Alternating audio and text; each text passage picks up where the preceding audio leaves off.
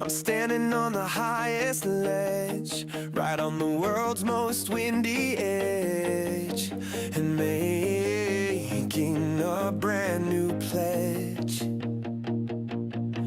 to